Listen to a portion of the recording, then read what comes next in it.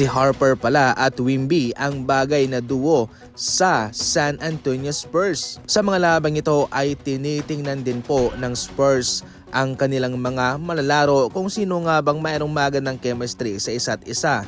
Siyempre, nandyan ang dalawang gwardya, si Harper na rookie at si De'Aaron Fox na veterano na sa NBA. Hindi pa man to mangyayari sa ngayon, pero sa susunod na mga taon ay kailangan nilang mamili kung sino kay Harper at kay De'Aaron Fox ang mananatili sa kanilang kupunan sapagkat pareho silang point guard. Ngayon, base lamang sa stats mga idol ay mas maganda ang net rating nitong sina Wembanyama at Dylan Harper. Mayroon silang plus 10.3 na net rating.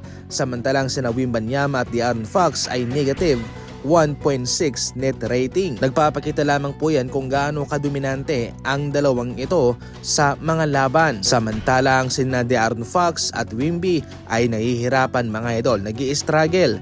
Kaya sa 12 ay kailangan nilang mamili at ang malinaw na mapipili sa susunod na mga taon ay itong si Harper talaga. Ang masaklap nga lang dito mga idol ay sa susunod pa po na season magkikik ang bagong kontrata ni De'Aaron Fox. Pumirma kasi siya ng extension worth $228.6 million sa Spurs. At sa next season, siya ay sasahod ng $51 million. Sa kasunod, $55.1 million. Sa kasunod, $59.2 million.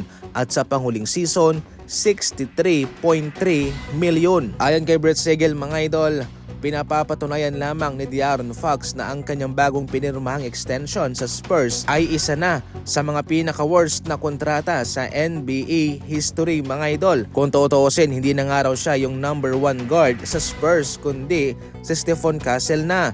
Sa ngayon, probably kung tutuusin, pangatlong option na lamang siya dahil din kay Dylan Harper. Isang malaking pagkakamali po ito para sa Spurs na kanilang binigyan ng ganitong kalaking kontrata sa De'Aaron Fox mga idol.